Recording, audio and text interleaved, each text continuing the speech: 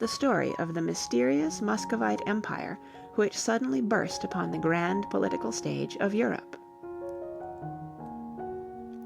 In the year 1492, as you know, Columbus discovered America.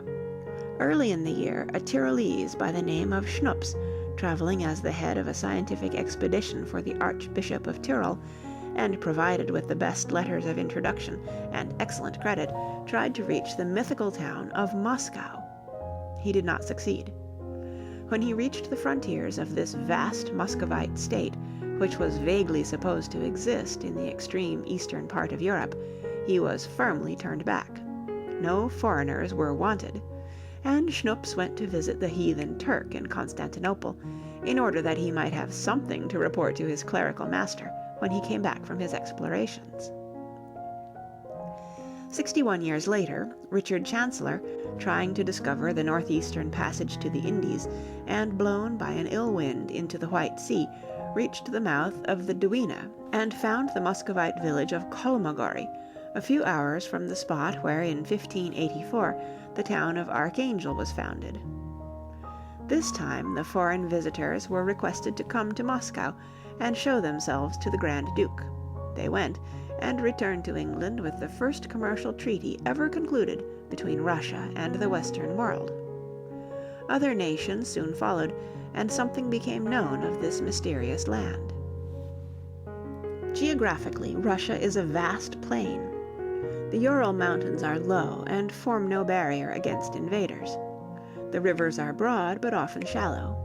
It was an ideal territory for nomads.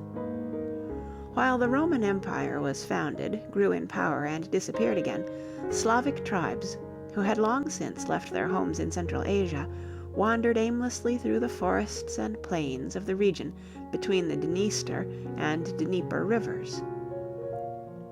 The Greeks had sometimes met these Slavs, and a few travelers of the 3rd and 4th centuries mention them. Otherwise, they were as little known as were the Nevada Indians in the year 1800. Unfortunately for the peace of these primitive peoples, a very convenient trade route ran through their country. This was the main road from northern Europe to Constantinople. It followed the coast of the Baltic until the Neva was reached. Then it crossed Lake Ladoga and went southward along the Volkhov River. Then through Lake Ilmen and up the small Lovad River. Then there was a short portage until the Dnieper was reached. Then down the Dnieper into the Black Sea. The Norsemen knew of this road at a very early date. In the 9th century, they began to settle in northern Russia, just as other Norsemen were laying the foundation for independent states in Germany and France. But in the year 862, 3 Norsemen, brothers, crossed the Baltic and founded 3 small dynasties. Of the 3 brothers, only one, Rurik, lived for a number of years. He took possession of the territory of his brothers, and 20 years after the arrival of this first Norseman, a Slavic state had been established with Kiev as its capital. From Kiev to the Black Sea is a short distance. Soon the existence of an organized Slavic state became known in Constantinople. This meant a new field for the zealous missionaries of the Christian faith. Byzantine monks followed the Dnieper on their way northward and soon reached the heart of Russia. They found the people worshipping strange gods who were supposed to dwell in woods and rivers and in mountain caves. They taught them the story of Jesus. There was no competition from the side of Roman missionaries. These good men were too busy educating the heathen Teutons to bother about the distant Slavs. Hence Russia received its religion and its alphabet, and its first ideas of art and architecture from the Byzantine monks, and as the Byzantine Empire, a relic of the Eastern Roman Empire, had become very oriental and had lost many of its European traits, the Russians suffered in consequence. Politically speaking, these new states of the great Russian plains did not fare well. It was the Norse habit to divide every inheritance equally among all the sons. No sooner had a small state been founded, but it was broken up among 8 or 9 heirs, who in turn left their territory to an ever-increasing number of descendants. It was inevitable that these small competing states should quarrel among themselves. Anarchy was the order of the day. And when the red glow of the eastern horizon told the people of the threatened invasion of a savage Asiatic tribe, the little states were too weak and too divided to render any sort of defense against this terrible enemy. It was in the year 1224 that the first great Tartar invasion took place, and that the hordes of Genghis Khan, the conqueror of China, Bokhara, Tashkent, and Turkestan, made their first appearance in the west. The Slavic armies were beaten near the Kalka River, and Russia was at the mercy of the Mongolians. Just as suddenly as they had come, they disappeared. 13 years later, in 1237, however, they returned. In less than 5 years, they conquered every part of the vast Russian plains. Until the year 1380, when Dmitri Donskoy, Grand Duke of Moscow, beat them on the plains of Kulikovo, the Tartars were the masters of the Russian people. All in all, it took the Russians 2 centuries to deliver themselves from this yoke. For a yoke it was, and a most offensive and objectionable one. It turned the Slavic peasants into miserable slaves.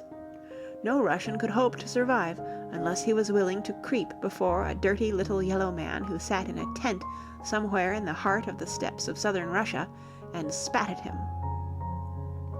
It deprived the mass of the people of all feeling of honor and independence.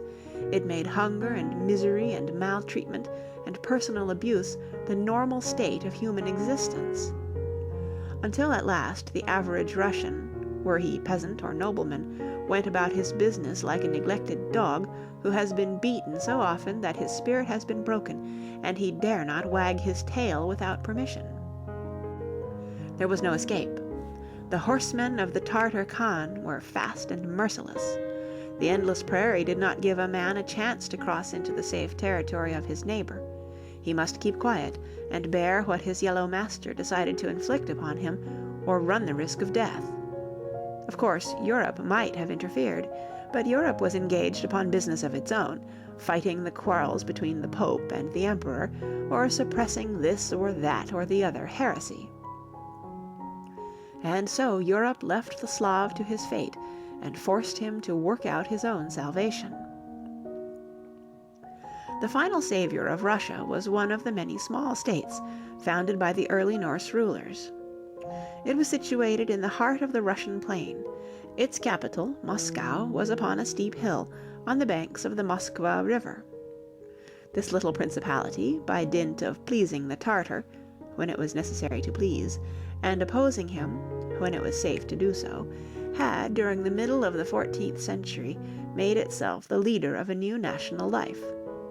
It must be remembered that the Tartars were wholly deficient in constructive political ability. They could only destroy. Their chief aim in conquering new territories was to obtain revenue. To get this revenue in the form of taxes, it was necessary to allow certain remnants of the old political organization to continue. Hence there were many little towns, surviving by the grace of the great Khan, that they might act as tax gatherers and rob their neighbors for the benefit of the Tartar treasury. The state of Moscow, growing fat at the expense of the surrounding territory, finally became strong enough to risk open rebellion against its masters, the Tartars. It was successful, and its fame as the leader in the cause of Russian independence made Moscow the natural center for all those who still believed in a better future for the Slavic race. In the year 1458, Constantinople was taken by the Turks. 10 years later, under the rule of Ivan III, Moscow informed the Western world that the Slavic state laid claim to the worldly and spiritual inheritance of the lost Byzantine Empire, and such traditions of the Roman Empire as had survived in Constantinople. A generation afterwards, under Ivan the Terrible, the Grand Dukes of Moscow were strong enough to adopt the title of Caesar, or Tsar, and to demand recognition by the Western powers of Europe. In the year 1598, with Feodor I, the old Muscovite dynasty, descendants of the original Norseman Rurik, came to an end. For the next 7 years, a Tartar half-breed by the name of Boris Godunov reigned as Tsar. It was during this period that the future destiny of the large masses of the Russian people was decided. This empire was rich in land, but very poor in money. There was no trade, and there were no factories. Its few cities were dirty villages. It was composed of a strong central government and a vast number of illiterate peasants. This government, a mixture of Slavic, Norse, Byzantine, and Tartar influences, recognized nothing beyond the interest of the state. To defend this state it needed an army. To gather the taxes, which were necessary to pay the soldiers, it needed civil servants. To pay these many officials it needed land. In the vast wilderness on the east and west there was a sufficient supply of this commodity. But land without a few laborers to till the fields and tend the cattle has no value. Therefore the old nomadic peasants were robbed of one privilege after the other, until finally, during the first year of the 16th century, they were formally made a part of the soil upon which they lived. The Russian peasants ceased to be free men. They became serfs or slaves, and they remained serfs until the year 1861, when their fate had become so terrible that they were beginning to die out. In the 17th century this new state with its growing territory, which was spreading quickly into Siberia, had become a force with which the rest of Europe was obliged to reckon. In 1618, after the death of Boris Godunov, the Russian nobles had elected one of their own number to be Tsar. He was Michael, the son of Feodor, of the Moscow family of Romanov, who lived in a little house just outside the Kremlin. In the year 1672, his great-grandson, Peter, the son of another Feodor, was born. When the child was 10 years old, his stepsister Sophia took possession of the Russian throne. The little boy was allowed to spend his days in the suburbs of the national capital, where the foreigners lived. Surrounded by Scotch barkeepers, Dutch traders, Swiss apothecaries, Italian barbers, French dancing teachers, and German schoolmasters, the young prince obtained a first but rather extraordinary impression of that faraway and mysterious Europe, where things were done differently. When he was 17 years old, he suddenly pushed Sister Sophia from the throne. Peter himself became the ruler of Russia. He was not contented with being the Tsar of a semi-barbarous and half-Asiatic people. He must be the sovereign head of a civilized nation. To change Russia overnight from a Byzantine Tartar state into a European empire was no small undertaking. It needed strong hands and a capable head. Peter possessed both. In the year 1698, the great operation of grafting modern Europe upon ancient Russia was performed. The patient did not die, but he never got over the shock, as the events of the last 5 years have shown very plainly.